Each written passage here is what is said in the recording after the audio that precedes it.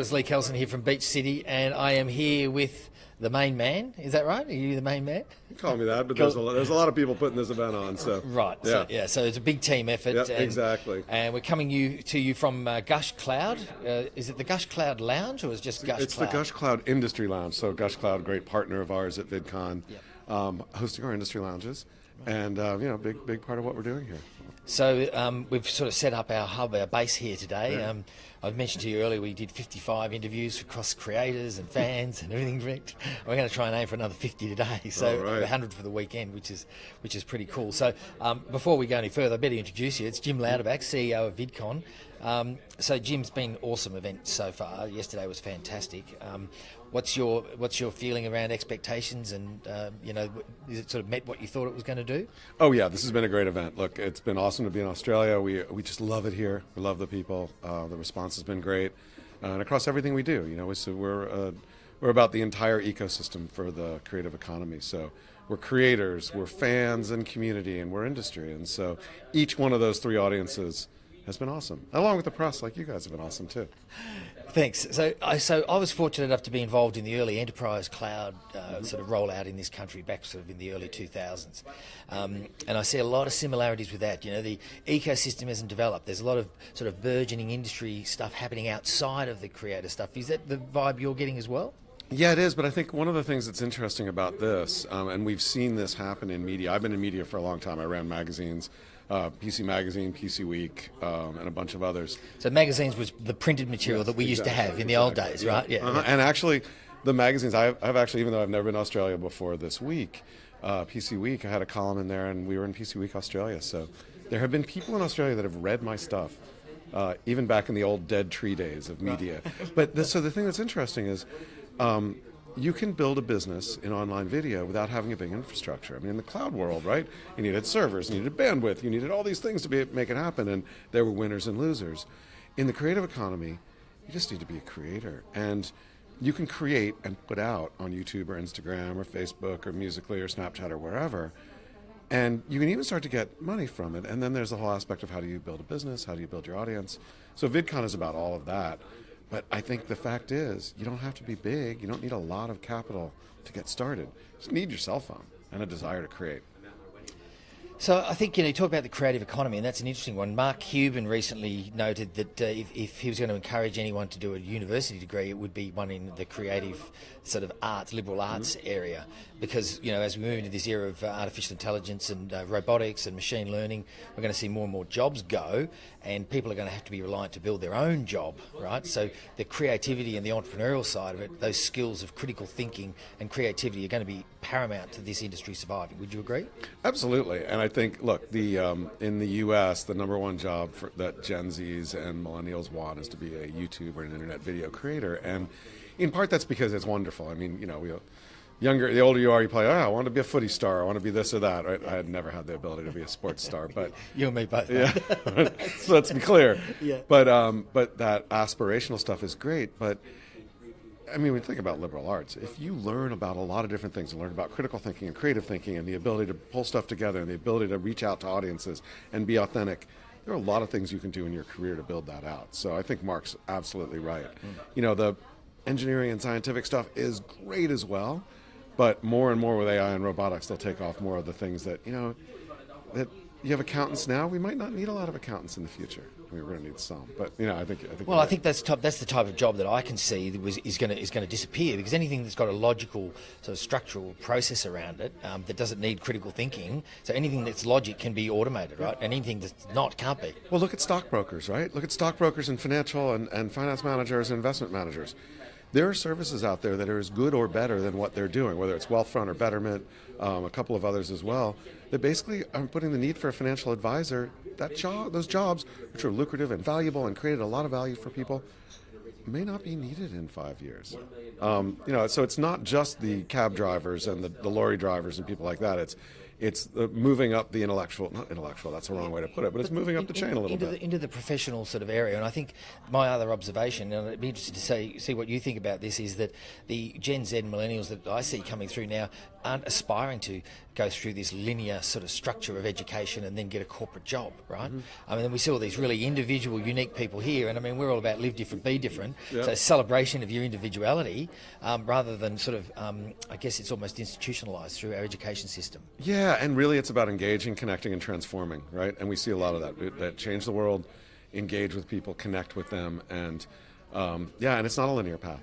Yeah. And I think that's good because, look, and the reason why we had linear paths in big organizational structures is because communication was so difficult.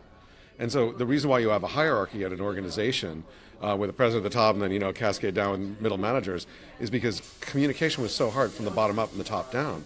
Now when you look at it, and so the Reid Hoffman, who started LinkedIn, says this really well.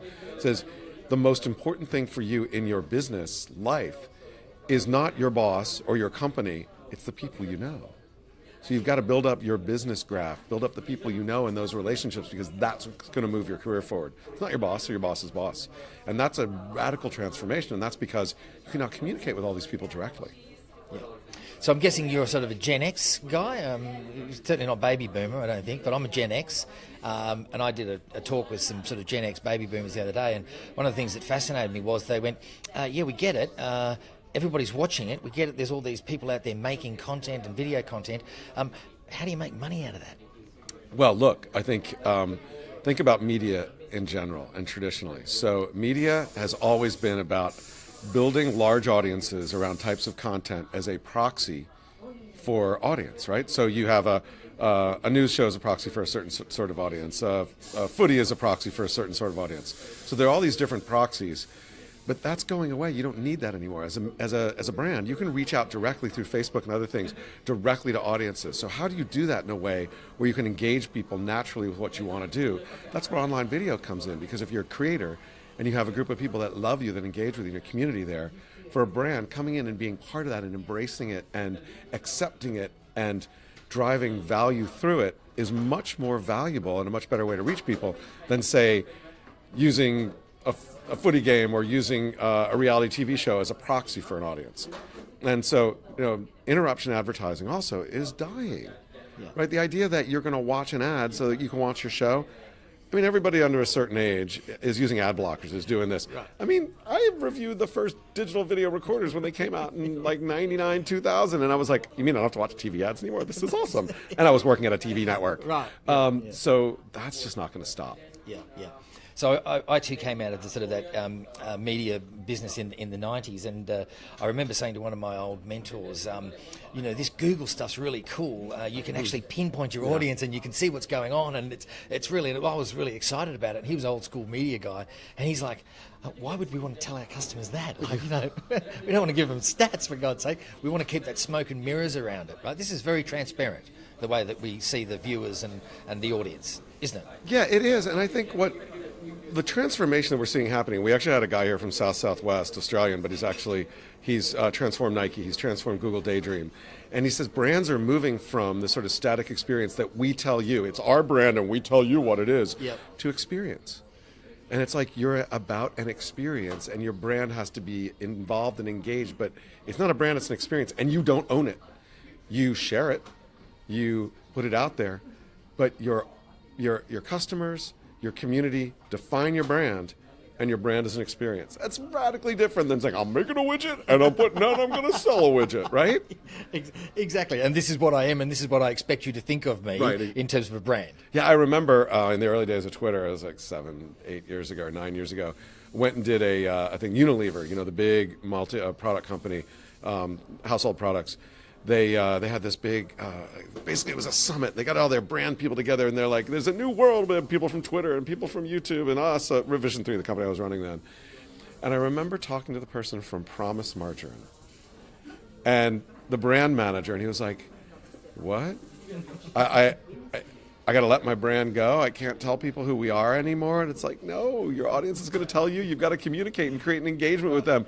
And it just was so hard for him to engage and like that. It just couldn't get through his brain. Now, I'm sure it has by now, but it's such a radical difference. but it's a true difference, and it actually makes sense. The more you can look at your audience and your prospects and your customers as part of the brand journey, and think of that brand journey as an experience that you're creating for your potential customers and your customers, that's the path to success. And by the way, that path doesn't say 30-second non-interruptible ads anywhere in it. No, and so that's interesting that you talk about that. So I remember AOL in 2000, started putting pop-up blockers, pop-ups on their pages, right? Because it was old world media. How do we do it? Oh, that's right. We interrupt them when they're in the middle of something. Weren't they the guys who were doing the blinky stuff on the websites too before that? Yeah, they were, and it really took them down, right? And before that, they were sending out CDs to everybody.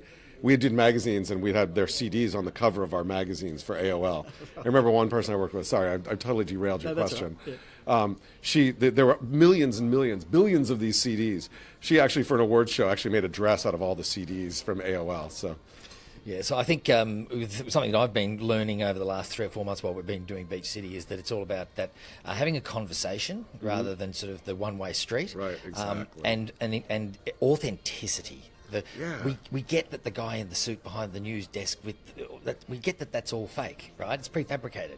Well, the thing about traditional television, and I've done it, is that you have all these layers between the presenter and the audience. So you think about it. News at 11, somebody died. The person's reading that on a teleprompter. That teleprompter is between you and the audience. And then you have the producer between the teleprompter and the audience, and then you have the agent between the producer and the teleprompter and the audience and the floor director and the lighting manager and the key grip. And it's a big filter. So all of these filters, and most of the people that I've worked with in traditional media are afraid of their audience. Right. They're like, what, the audience is here? I gotta go. I'm afraid of them. And because they have all these layers between them and their audience, and the people who, whether it's authenticity or honesty or trust, the ones who do it well in this new world love their audience, embrace them, and want to spend time with them. And that's what you see here at VidCon. Oh. You have these creators who have millions and millions of fans, but they're still coming here and sitting for hours while their fans come up and they sign and they take selfies and hang out together, because they realize they have no power without that audience, and they have no connections, they have no career. And they have to be with their audience. They love it. We've seen it firsthand. It's been, they're treated like rock stars, and we just, you hear the noise and the roar when one of these guys come into the room. It's really amazing. It's sort of the Beatles of the 21st century, isn't it? It is in many ways, but it's different. If you think again, a rock star, think about Paul McCartney, right? All the layers between Paul McCartney and his audience. There's you got tour managers and all this stuff, and you're never going to get to have a conversation with Paul McCartney. I mean, maybe you will, but I never will. I doubt I will. Yeah. But these folks, now when you have this many, it's kind of hard to have one-on-ones with everybody, but they want to, because they realize that's important, and that is where the essence of what they're building lives. So that's why this is so special. So on that note, thank you very much for your time, Jim. Amazing event. Really looking forward to see how this event evolves over the coming years, and we're hopeful we're going to do it next year. And certainly from Beach City's perspective, we hope we can continue to support it. And thanks very much to you and all your team for putting on what's been an amazing event so far, and we'll keep working on it today. Thanks. We'll have a good time today. Thanks for being part of it and supporting us. And not ready to announce anything, but we're certainly looking forward to continuing our relationship with Australia, because we love you guys. Okay. On that note, we'll be back very shortly with more.